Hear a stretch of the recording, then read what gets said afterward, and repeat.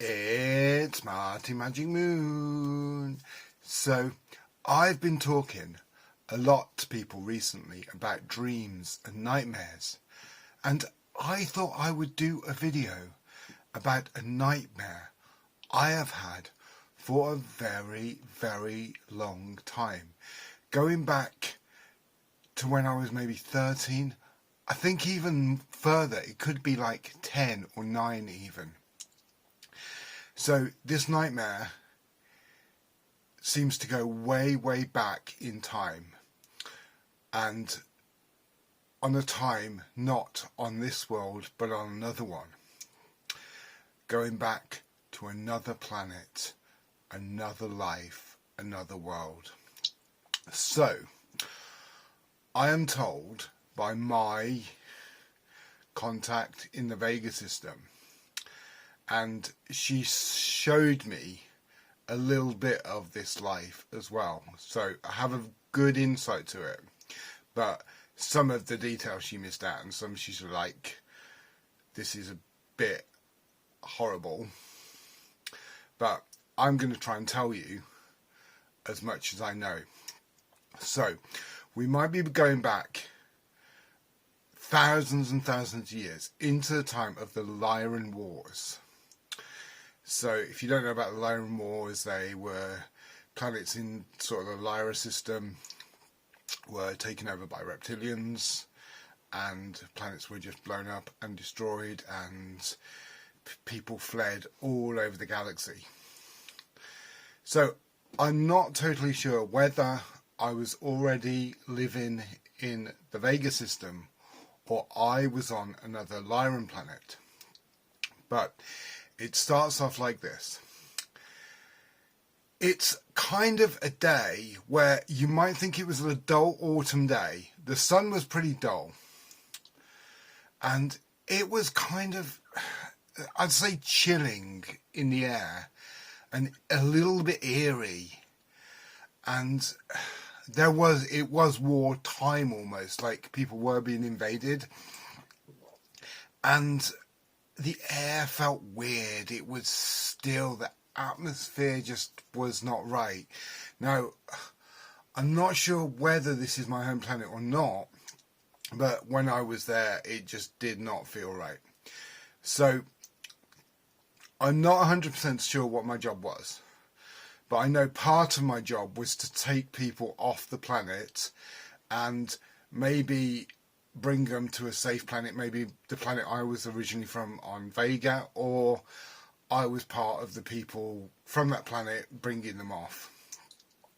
So I could have been maybe the pilot of the ship, or I possibly think a doctor or a medical kind of person, but somebody with some sort of spiritual healing as well. So I was in like a small kind of city.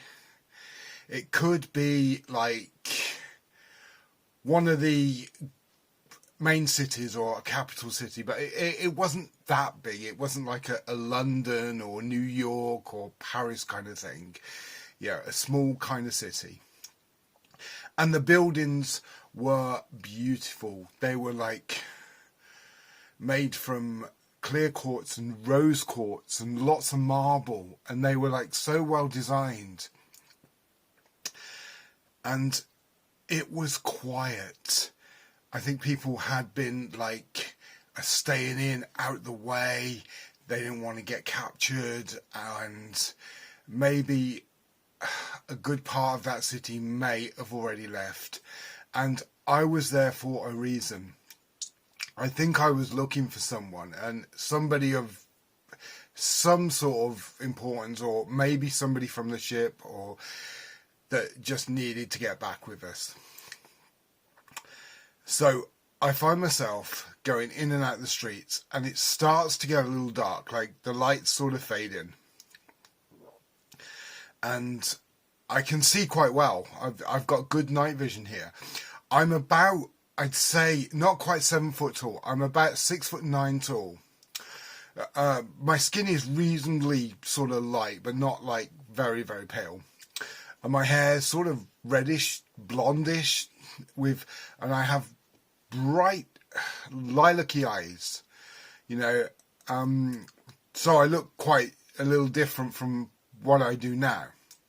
And I'm wearing a sort of silvery blue, it's almost kind of uniform, but it's more of a casual sort of uniform. I'm not heavily armed. Like, I don't think we were, like, heavily armed, but I did have a weapon, and it was kind of useful. It was like, you know, something that could, you know, seriously get me out of trouble. I had a bag on me, there was some sort of communication device, and I think there was some sort of medical thing as well in there. That's all I remember, and it was like a grey bag. So I find myself going in and out the streets.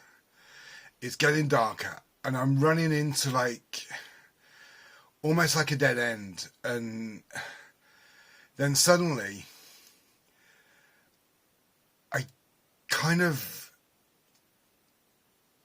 feel very, very strange, and I hear sort of a low humming, buzzing noise everywhere. It's like even very, very low, and it goes on, and it's almost like hypnotizing, but it sort of doesn't really kind of faze me. I sort of know what it is. I know what it is, and I know what it can do. So I try and avoid it, and I carry on. Then I'm sort of go a little bit further, and it does, the light's fading fast. Then suddenly I'm sort of surrounded in a sort of small area, and I'm sure there's 9 of them. There's 9, and they have sort of like, they're wearing cloaks, hooded cloaks.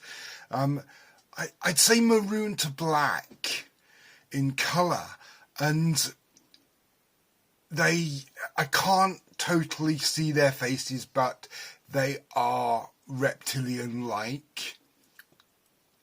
So I look around, and like I reach for my weapon because I know they're going to like do something to me, and I'm frozen. They pull something out, and literally I'm frozen. I cannot move at all. So I stay frozen for a while, and then I find myself in a sort of dungeon, like basement under a tunnel, and this is like a torture chamber, right?